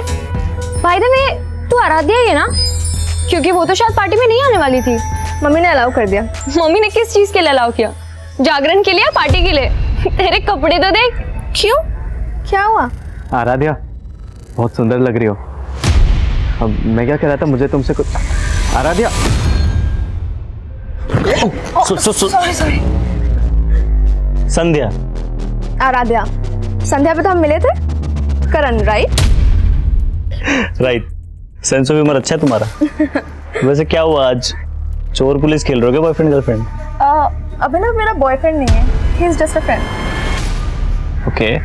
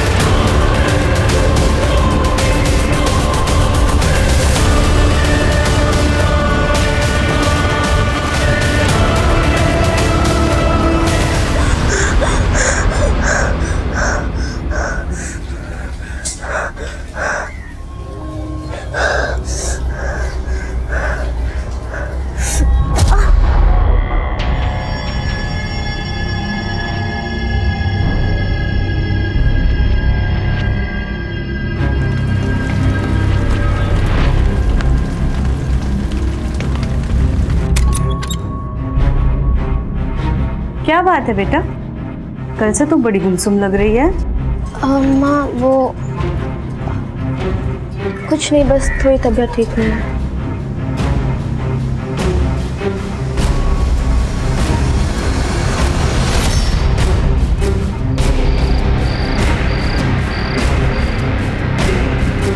ज्यादातर रेप विक्टिम्स अपनी तकलीफ अपनों से भी नहीं बता पाते, पर ऐसे मामलों में विक्टिम की मेडिकल रिपोर्ट एक इंपॉर्टेंट एविडेंस होती है और एफआईआर में की गई देरी इस एविडेंस को मिटा सकती है। आराध्या ने अपने परिवार को भी ये बात 3 दिनों बाद बताई, लेकिन तब तक बहुत देर हो चुकी थी। शराब, पार्टी और लड़के, इसके अलावा कुछ सोचता है तुझे? ये तो होना ही था तेरे साथ। बस कर अंश, इसका रोड होकर के पहले ही बुरा हाल है और तू है कि इसको कोसे ही चला जा रहा है। तो तू क्या कर रही है स्वासनी? अभी भी अंश को रोक रही है तू। बड़ा बोल रही थी ना, बड़ी टैलेंटेड लड़की पैदा की है। अरे हमारी इज्जत खराब करने के लिए पैदा हुई है ये। अब कुछ बोलेगी? कौन था वो? क्या नाम था उसका? कुछ बोलेगी? पापा नाम क्या? इसको तो उसकी शक्ल तक याद नहीं है। क्या? हाँ, नशे में टूल थी। मुझे तो लगता है दारू के साथ ड्रग्स भी लेना चालू कर दिया इसने। ड्रग्स नहीं लिया था मैंने, बस थोड़ी सी बियर पी ली थी। ऐसे बोल रही जैसे बहुत महान काम किया इसने। हाँ मैंने गलती की पापा, पर उसका मतलब ये नहीं कि कोई भी मेरा रेप कर देगा। 3 दिन से इसीलिए चुप थी कि मुझे पता था आप मुझे गलत समझोगे, और जिसने गलत किया है उसे कोई भी नहीं कोस रहा है। अरे तो कोसने के लिए कोई होना चाहिए ना। अब वो जो भी है उसे पुलिस ढूंढेगी। हाँ हाँ, तू तो बड़ी मिनिस्टर की बेटी है, पुलिस तेरे इशारे पे काम करेगी। क्या बोलेगी पुलिस को तू? तुझे उसका नाम, उसकी शक्ल कुछ तो याद नहीं है, तो चुपचाप घर पे बैठ, कहीं जाने की जरूरत नहीं है।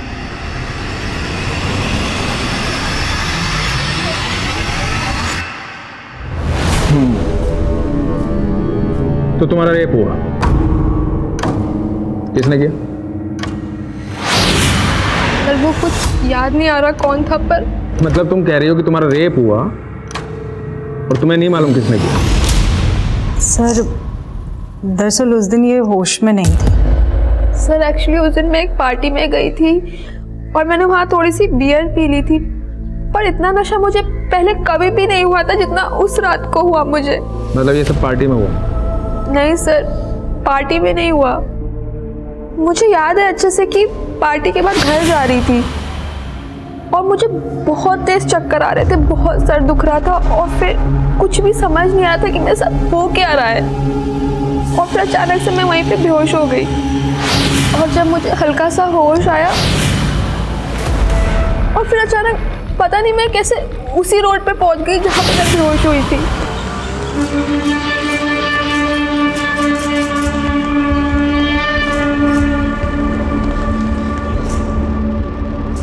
फिर मैंने रियलाइज किया कि मुझे पेट में दर्द हो रहा है, कुछ समझ ही नहीं आ रहा था। फिर मुझे एक टैक्सी दिखी और मैं टैक्सी लेके घर चली गई। कब हुआ है सब? 4 दिन पहले। मतलब तुम्हारा रेप हुआ आराध्या और तुम्हें यहाँ आने में 4 दिन लग गए? सर मैं नहीं समझ पा रही थी कि मैं कैसे आपको ये सब बताऊंगी।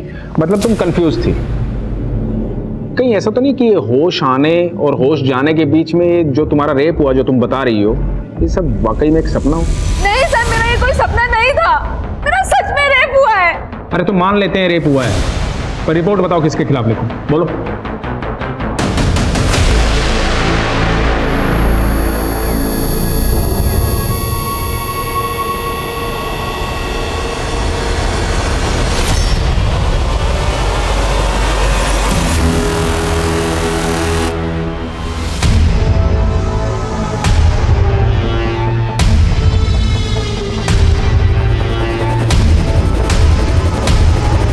देख लिया ना पुलिस के पास जाके? मैंने पहले ही बोला था वो लोग कंप्लेंट तक नहीं लिखेंगे तुम्हारी। उन्होंने कंप्लेंट नहीं लिखी पापा, इसका मतलब ये नहीं कि मेरे साथ क्राइम नहीं हुआ है। लेकिन ये भी तो हो सकता है कि तेरा रेप ही ना हुआ हो।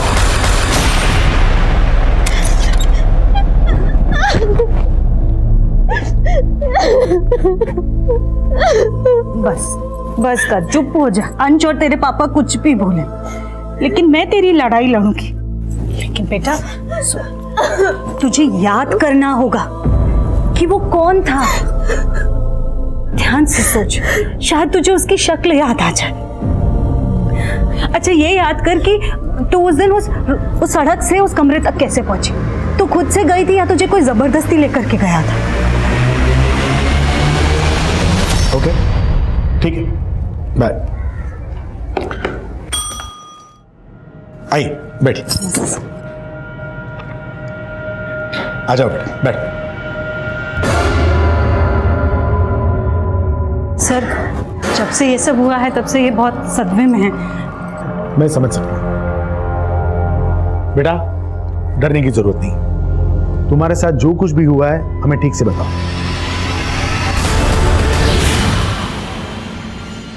पानी, आराम से, डरने की जरूरत नहीं।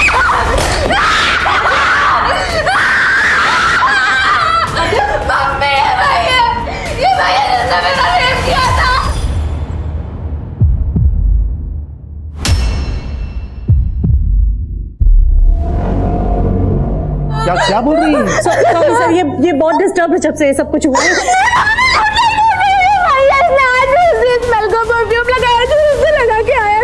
परफ्यूम? आपकी बेटी का दिमाग तो सही है ना? क्या बोल रही है ये? दिमाग तो तुमने खराब किया मेरा।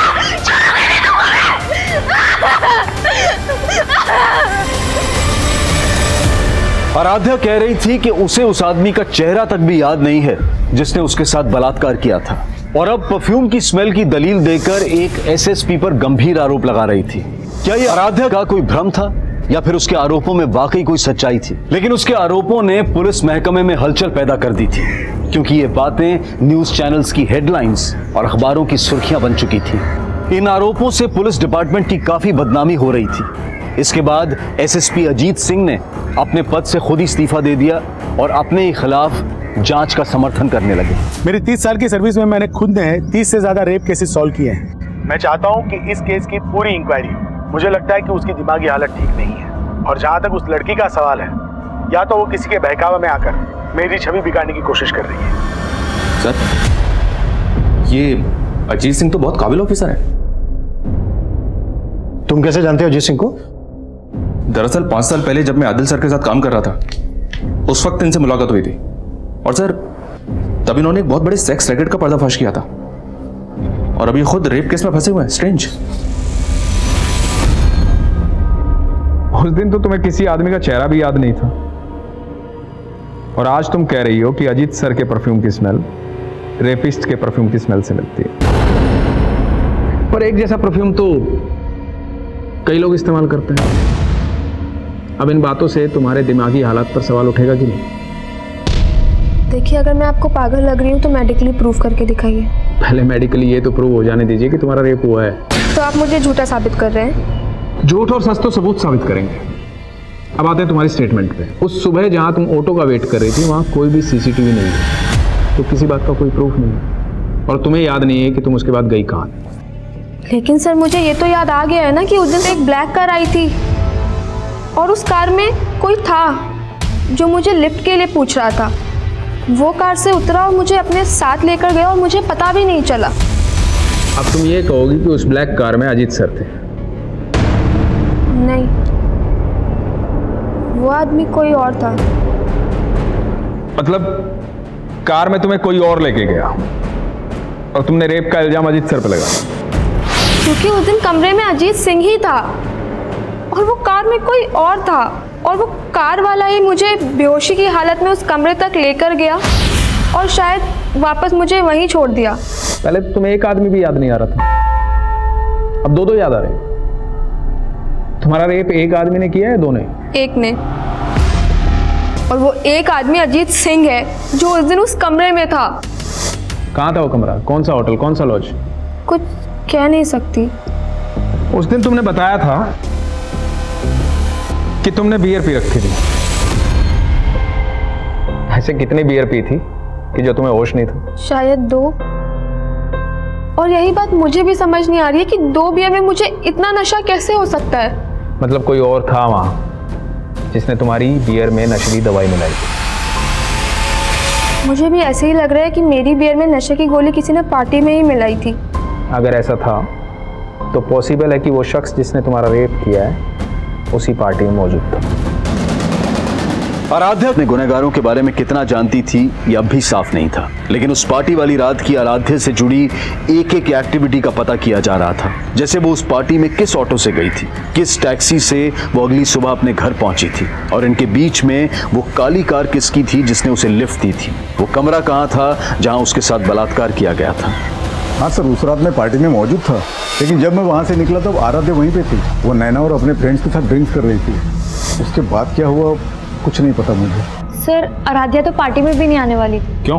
सर एक्चुअली आराध्या के पापा बहुत स्ट्रिक्ट है, वो उसे कहीं नहीं जाने देते, लेकिन उसकी मम्मी बहुत सपोर्टिव है, तो उसकी मम्मी ने उसे बाद में अलाउ कर दिया था।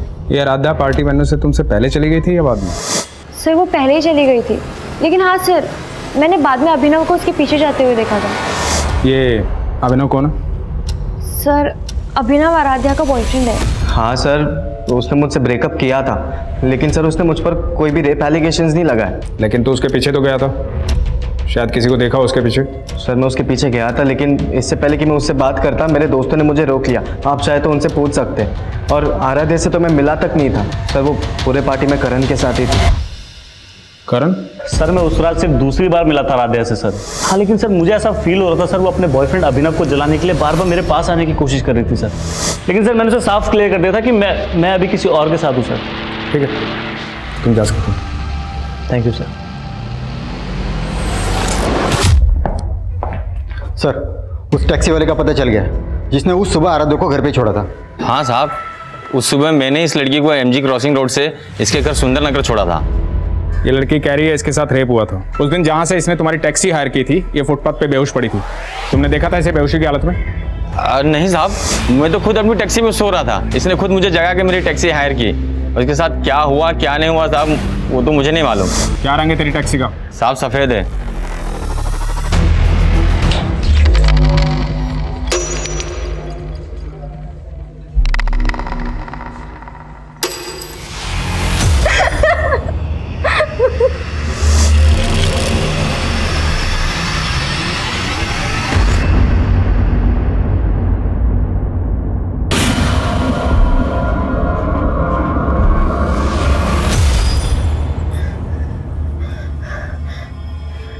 याद आया मम्मी, उस घर का मेन गेट का कलर ब्लू था, जहाँ पे मुझे वो ब्लैक कार लेके गई थी।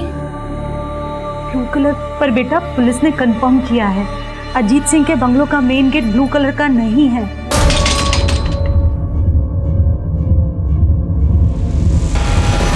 लेकिन मैंने रेप उसी ने किया है मम्मी, और जिस घर का गेट ब्लू था अजीत सिंह मौजूद था वहाँ पे। अच्छा ठीक है, तू ये याद करने की कोशिश कर कि उस ब्लैक कार में कौन आदमी था।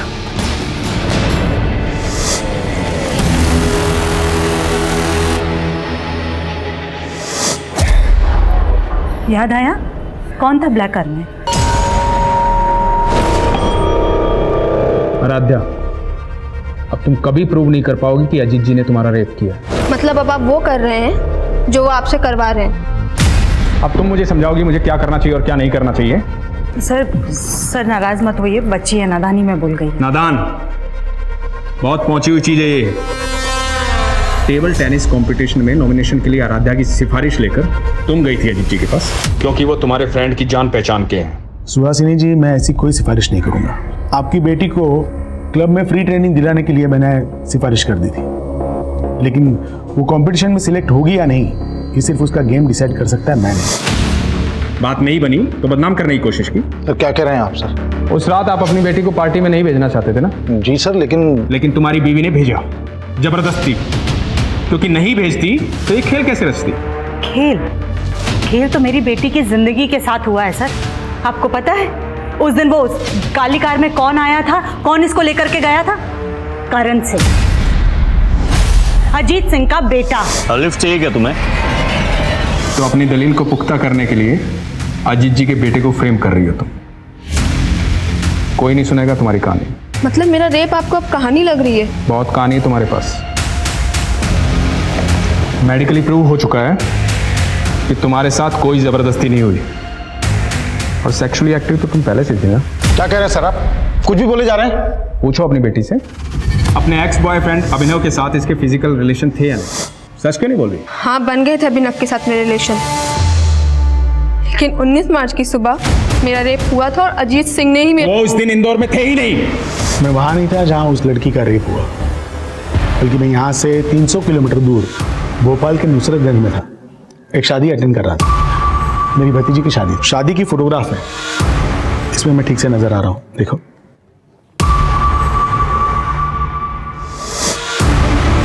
अपने एलिगेशन वापस लो, नहीं तो इस केस में उल्टे बुरी तरह फंस जाओगे।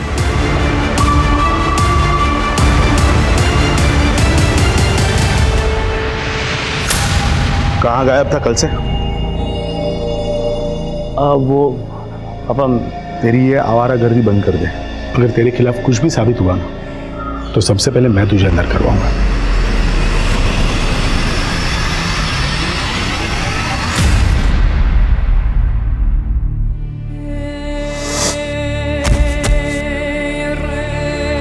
तुम लोग ओवर रिएक्ट कर रहे हो। ये भी तो हो सकता है कि कोई... आराध्या, आराध्या,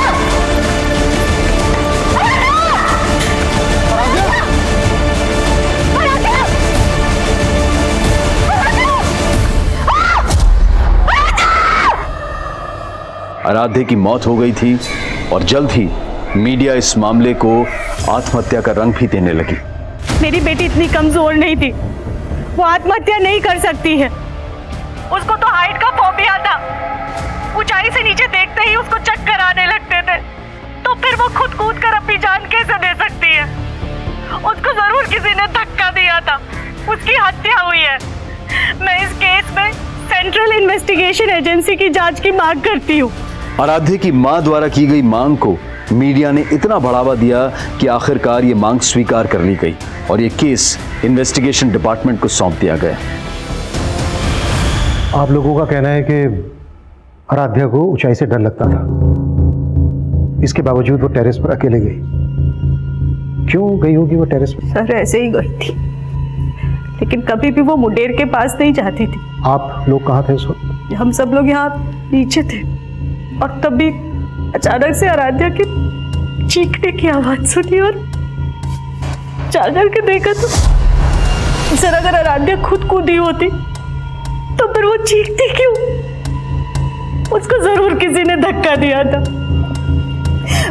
पक्का उस अजीत सिंह और उसके बेटे का ही हाथ है इसमें। आप लोगों के कहने का मतलब है कि एसएसपी अजीत सिंह और उनके बेटे करण ने किसी को आपके टेरेस पर भेजा, उसने आराध्या को धक्का दिया। लेकिन आप लोगों के घर पर होते हुए आपके टेरेस पर कौन आ सकता है?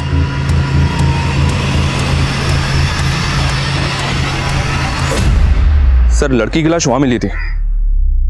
अगर कोई बाहरी आदमी इस छत पे आया है तो पड़ोस की किसी छत से ही आ सकता है, क्योंकि यहाँ पे आने के लिए सीढ़ियां घर के अंदर से ही आती हैं और आस पड़ोस की किसी छत पे सीसीटीवी मिलना तो पॉसिबल नहीं है। सुमित साहब, आसपास पता करो, वारदात के दिन कोई सस्पिशियस शख्स देखा गया था क्या? साहब, मनीष, सबसे पहले हमें यह पता करना होगा कि आराध्या का रेप और मर्डर केस क्या दोनों आपस में कनेक्टेड है या फिर दोनों केसेस अलग अलग हैं?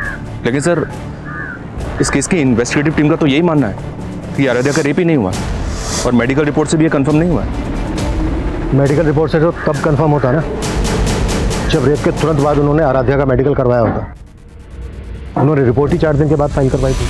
सर आराध्या ने 3 दिन तक तो हमें भी कुछ नहीं बताया था और 4 दिन तक आराध्या को रेपिस्ट का चेहरा ही याद नहीं था। 7 दिन के बाद उसने एसएसपी अजीत सिंह पर एलिगेशन लगाए और कहीं 10वें दिन जाकर आराध्या को याद आया कि उस ब्लैक कार में अजीत सिंह का बेटा करण था। ठीक हो तुम? सर आराध्या को जैसे जैसे जो कुछ भी याद आता जा रहा था वो हमें बताती जा रही थी। इसका मतलब ये नहीं है कि वो कुछ भी झूठ बोल रही थी, लेकिन पुलिस ने हमारी किसी बात पर भी भरोसा नहीं किया। हाँ सर, अजीत सिंह ने घर पे आके मुझे धमकी दी। मैं कोई टेढ़ा तरीका इस्तेमाल नहीं करना चाहता। आप कोर्ट में जाना चाहते हैं, जरूर जाइए, लेकिन कोर्ट का फैसला आप पे भारी पड़ेगा। मेरे बॉस से बोल के मुझे जॉब से निकलवा दिया, उसके बाद मेरी वाइफ और बेटी के पीछे गुंडे लगवा दी। 2 दिन में अगर कंप्लेन वापस नहीं ली ना तो अंजाम बुरा होगा, समझे? कौन आदमी थे वो? पता नहीं, बिना नंबर प्लेट की बाइक पर आए थे और दोनों ने हेलमेट भी लगा रखा। हमने पुलिस को इस बात की जानकारी दी, लेकिन हमारी कोई सुनवाई नहीं हुई। सर आराध्या की फैमिली भले ही लगातार अजीत सिंह और उसके बेटे पर एलिगेशन लगा रही है, लेकिन अजीत की अलाबाई उसके खिलाफ नहीं जाती। ये देखिए सर, 19 मार्च को अजीत सिंह भोपाल में शादी में शामिल हुआ था, और ये बात सही है सर, मैंने कंफर्म किया है। और सर ये एविडेंस अजीत जी के बयान को सपोर्ट करता है। मनीष, कहीं ऐसा तो नहीं है कि तुम अभी भी इस बात से इन्फ्लुएंस हो कि अजीत सिंह एक काबिल ऑफिसर थे? नहीं सर, बिल्कुल भी नहीं। मैं सोच रहा हूँ कि अगर सच में अजीत सिंह इस केस में इन्वॉल्व है, तो अजीत सिंह जैसा काबिल ऑफिसर अगर इस तरह का कोई क्राइम करेगा तो वो इतनी सफाई से करेगा कि किसी का हाथ उसके कॉलर तक ना पहुंच पाए। हो सकता है ये जो अलीबाई के प्रूफ है ये अजीत सिंह के दाव पेच हो। लेकिन सर अगर ये कोई दाव पेच है तो अजीत सिंह 19 मार्च के इस फोटो में क्यों दिख रहे हैं? वो वेडिंग पार्टी चली होगी 18 मार्च की रात से 19 मार्च की सुबह तक, और 19 मार्च की रात को 12 साढ़े 12 बजे से लेकर सुबह 6 बजे तक आराध्या गायब थी। मनीष, ये भी तो हो सकता है उसी रात लेट नाइट अजीत सिंह भोपाल से इंदौर आ गया। लेकिन 19 तारीख की रात तक अजीत जी का फोन भोपाल में एक्टिव था, तो क्या ये भी कोई दावपेच का हिस्सा हो सकता है सर? ये दावपेच किसका है ये पता लगाने के लिए हमें सबसे पहले उस घर का पता लगाना होगा जिसके लिए आराध्या ने कहा था कि उसमें उसका रेप हुआ। आराध्या ने स्टेटमेंट दी थी कि उस घर का गेट नीले रंग का था, लेकिन पुलिस ने उस घर को ढूंढने की कोशिश ही नहीं की। लेकिन हमें ढूंढना है। Sure sir. उस ब्लैक कार की क्या अपडेट है? As per the Aaradhya's statement Ajit Singh के बेटे करण ने ब्लैक कार में ही उसको लिफ्ट दी। ठीक हो तुम? लेकिन आराध्या ने जहां से लिफ्ट ली थी उस जगह पे कोई सीसीटीवी नहीं है, और रिकॉर्ड से भी ऐसा कुछ पता नहीं चला है कि करण के पास कोई ब्लैक कलर की कार हो। ठीक है, शुरुआत अजीत सिंह के बेटे करण से ही करते हैं।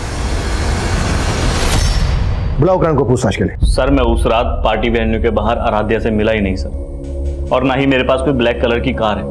सर मैं खुद शॉक्ड हूं, पहले तो उसने मेरे पापा पे एलिगेशन लगाए और अब मुझे घसीट रही थी। अब तुम ये कहोगे कि उसने तुम्हारे पापा पर एलिगेशन इसलिए लगाए थे क्योंकि तुम्हारे पापा ने टेबल टेनिस कंपटीशन के लिए उसकी सिफारिश नहीं की थी। ऐसा पापा को लगता है, हो सकता है वजह कुछ और हो। क्या वजह हो?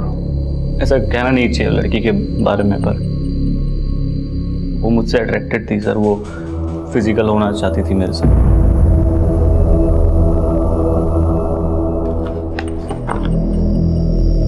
लेकिन तुमने अपने एक बयान में कहा था कि तुम आराध्या से सिर्फ 2 ही बार मिले थे।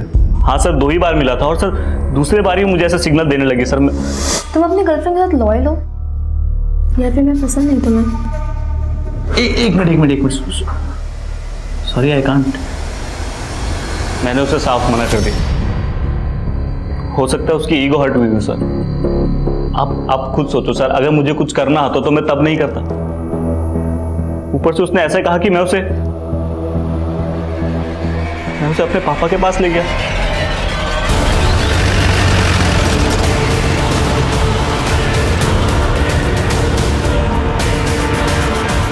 अजीत सिंह और उसका बेटा करण सिंह भले ही इस केस के प्राइम सस्पेक्ट थे, लेकिन इस केस में अभी बहुत कुछ था जो सामने नहीं आया था। जैसे कि आराध्या की मौत के पीछे का राज क्या था, वो नीले गेट वाला घर अगर था तो कहां था, वो काली गाड़ी अगर करण की नहीं थी तो किसकी थी, और उस रात पार्टी में मौजूद लोगों से भी इन्वेस्टिगेटिंग डिपार्टमेंट अपने तरीके से पूछताछ कर रही थी। और उस टैक्सी वाले को भी फिर से तलब किया गया जिसने आराध्या को रेप के बाद उसे उसके घर छोड़ा था।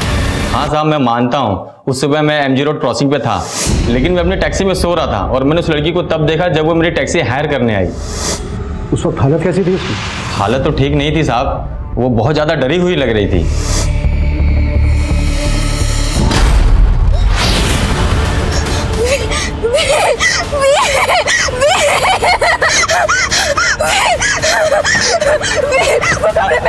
अरे क्या हुआ मैडम? साहब मुझे कुछ समझ ही नहीं आया, वो कौन से व्हील और कौन से कमरे की बात कर रही थी। ये टैक्सी वाला बोल रहा है कि आराध्या किसी व्हील और कमरे की बात कर रही थी। कहीं ये कमरा वही तो नहीं जिसमें आराध्या का रेप हुआ था? तो किसी व्हील का भी उस ब्लू गेट वाले घर से कनेक्शन है? ऐसा कोई घर मिला? नहीं सर, फिलहाल तो नहीं। हाँ लेकिन आराध्या की दोस्त नैना ने एक नई स्टेटमेंट दी। सर मैंने ये बात पहले भी पुलिस को बताने की कोशिश की थी, लेकिन वो वही जानने में इंटरेस्टेड थे जो वो जानना चाहते थे। कब की बात है ये? क्या हुआ?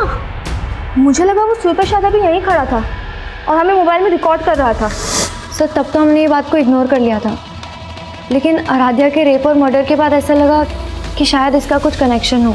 नाम क्या उस घर का? सर शंकर, वो यही काम करता है।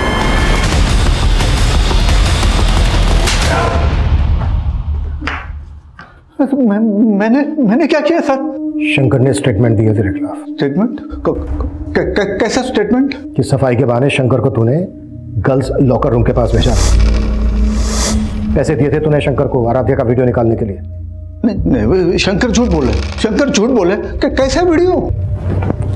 वही वीडियो जो उसने तुझे भी सेंड किया था। उसकी मैसेज हिस्ट्री निकाली हमने और तेरी हिस्ट्री भी निकाली। इससे पहले भी कई लड़कियों ने कंप्लेन की थी ना तेरे खिलाफ। यकीन कीजिए सर, मैंने कुछ नहीं किया। आराध्या को लेकर तेरी बुरी नियत थी ना?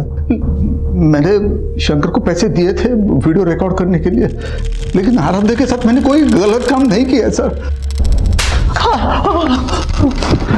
इसी वीडियो के बल पे तू ब्लैकमेल कर रहा था ना आराध्या को? तू नहीं रेप किया ना आराध्या का? तेरे कहने पर आराध्या एसएसपी अजीत सिंह और उसके बेटे करण पर एलिगेशन लगा रही थी ना? नहीं सर, मैंने ऐसा कुछ नहीं किया सर, मैंने नहीं किया।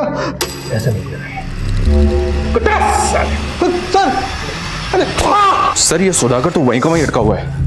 करण और अजीत से भी इसके ऐसे किसी इशू का पता नहीं चला है जिससे लगे कि सुधाकर की ब्लैकमेलिंग की वजह से आराध्या करण और अजीत पे एलिगेशंस लगा रही थी। मनीष, ये सिर्फ मेरी थ्योरी है। इसका मतलब ये नहीं है कि अजीत सिंह और उनके बेटे करण को मैं शक के दायरे से बाहर कर रहा हूं। सर एक थ्योरी मेरी भी है। अगर हम लोग ये मान लें कि आराध्या की संदिग्ध मौत और उसका रेप केस दोनों अलग अलग हैं, तो हम आराध्या की फैमिली को क्लीन चिट नहीं दे सकते। आराध्या का भाई और फादर तो चाहते ही नहीं थे कि आराध्या केस फाइल करे। वो तो आराध्या ने फोर्स किया तो अंत में जाकर केस फाइल हुआ। और शायद इसीलिए आराध्या को छत से गिराकर मार दिया गया। सिर्फ इस थ्योरी के बेसिस पे हम इनको इंट्रोगेट नहीं कर सकते। देखो कुछ मिलता है क्या इनके खिलाफ?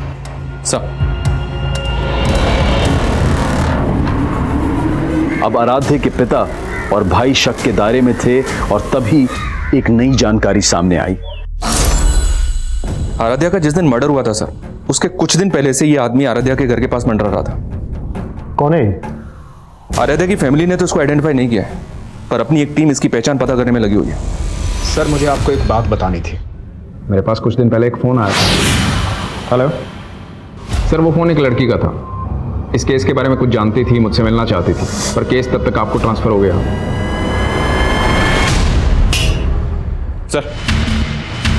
सर पीआई राजेश मौर्य ने जिस लड़के का नंबर दिया था, वो नंबर किसी मंजू नाम की लड़की का था। लेकिन कुछ दिन पहले मंजू की एक रोड एक्सीडेंट में मौत हो गई। जी हाँ सर।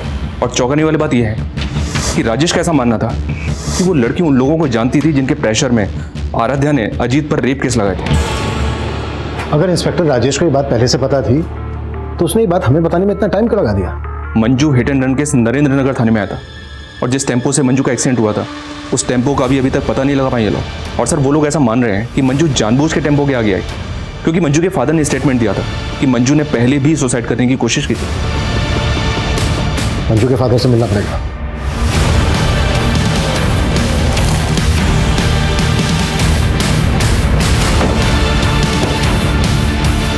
हाँ साहब, ये सच है कि मेरी बेटी ने आत्महत्या करने की कोशिश की थी। लेकिन आपकी बेटी मंजू ने पहले आत्महत्या करने की कोशिश की ही क्यों थी?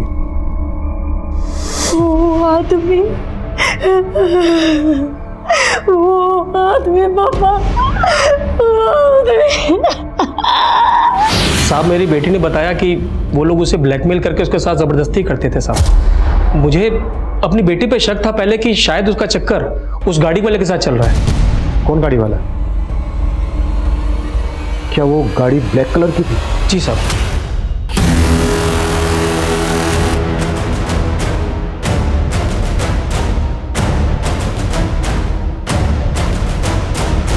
फिर साहब मैंने उस कार का पीछा किया जिस कार में मेरी बेटी थी, और वो कार एक कोठी में घुस गई। मैं कोठी में जाने की कोशिश की, लेकिन साहब वॉचमैन ने मुझे अंदर जाने नहीं दिया। कहाँ है वो कोठी? सब आराम नगर में है साहब। जिस कोठी की बात तुम कर रहे हो, ब्लैक कलर की कार जिस कोठी में घुसी थी, उस कोठी का गेट नीले रंग का है।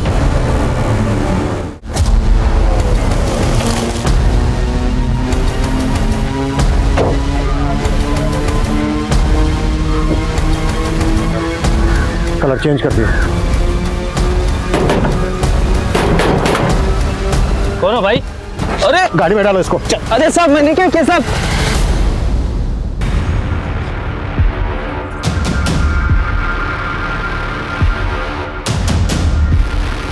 यही है।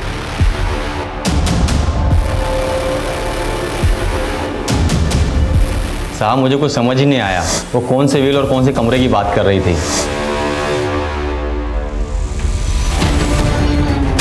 किसका घर है ये? क्या होता है यहाँ पे? साहब का घर है। कौन से साहब का घर है ये? अब सफाई देने के लिए कुछ नहीं बचा। बेनामी संपत्ति का वो घर जब्त हो चुका है और तुम्हारा वफादार खबरी मुकेश उठा लिया उसको हमने। मुकेश सब कुछ कबूल कर चुका है। क्या कबूल कर चुका है वो? यही कि मेरे कहने पर उसने उस लड़की को छत पे से फेंक कर मारा। हाँ, मैंने करवाया उस लड़की का मर्डर, क्योंकि उस लड़की ने मेरा जीना हराम कर दिया था। मेरा 30 साल का बेदाग करियर खाक में मिला दिया था। लेकिन इससे ये कहाँ साबित होता है कि मैंने उस लड़की का रेप किया? अजीत सिंह एक बहुत ही पावरफुल और पहुंच वाला ऑफिसर था, इसलिए आईडी के लिए यह बेहद जरूरी था कि वो उसके खिलाफ पुख्ता सबूत जुटाए। आईडी की टीम ने क्राइम सीन की फोरेंसिक जांच करवाई और वहां उन्हें आराध्या, अजीत और कुसुम तीनों के ही डीएनए के ट्रेसेस मिले और उस प्रॉपर्टी की डिटेल से यह भी पता चल गया कि वो बंगलो अजीत सिंह की ही एक बेनामी संपत्ति थी। तुम मुंह खोलेगा या फिर मैं मेरे तरीके से मुंह खुलवाऊं तेरे से? गर्मी मत दिखाओ जिंदल, गर्मी अच्छे अच्छे को खा जाती है, मुझे भी खा गई। औदा मिलते ही अंदर की सारी बुरी आदतें उबाल मारने लगती हैं। मुझे लड़की की आदत थी और मेरे बेटे को ड्रग्स की। मैंने कई बार कोशिश की कि उसकी ये आदत मैं छुड़वाऊं, लेकिन बाद में हम दोनों ने संधि कर ली। मैं उसकी आदतें पूरी करता था और वो मेरी जरूरत है। सर मंजू, मैंने उससे दोस्ती करी, उसे लगा मैं उससे प्यार करता हूँ, लेकिन मैं उसे अपने पापा के पास ले गया था। मंजू कमजोर थी, उसे मजबूर करना बहुत मुश्किल नहीं था, लेकिन आराध्या नखरीली क्रीम थी। करण को उसके लिए बहुत पापड़ बेलने पड़े। सर वो पार्टी में आराध्या के बियर में मैंने ही नशे की गोली मिलाई थी सर। पार्टी के बाद जब आराध्या घर को निकली तो मैं उसके पीछे गया। मैंने देखा सर वो ऑलमोस्ट बेहोश से पड़ी थी रास्ते में। मैं उसे लिफ्ट दी और पापा के पास ले गया। तुझे लगा कि आराध्या तुझे कभी पहचान नहीं पाएगी, लेकिन आराध्या ने तुझे पहचान लिया, वर्दी उतरा दी तेरी, और ये बात तेरे से बर्दाश्त नहीं हुई। हाँ, नहीं हुई मुझसे बर्दाश्त, और ये बात भी मुझसे बर्दाश्त नहीं हुई कि मेरा ही डिपार्टमेंट मेरे पीछे हाथ धो करके पड़ा था। और वो खबरी मुकेश मेरा पुराना वफादार, और उसने मेरे कहने पर आराध्या को खत्म कर दिया। मंजू को भी तूने ही मरवाया ना? मंजू सर पे चढ़ने लगी थी। आराध्या की हिम्मत देखकर उसे भी हिम्मत आने लगी थी। उसने इंस्पेक्टर राजेश को फोन कर दिया। हेलो, ये बात मुझे पता चल गई और मौका देखते ही मैंने उसे भी। पुलिस रक्षक होती है, भक्षक नहीं, और एक बाप अपनी औलाद को सही रास्ते पर लाता है, गलत रास्ते पर नहीं। तूने अपने बेटे को अपने निजी स्वार्थ के लिए गलत रास्ते पर लाया।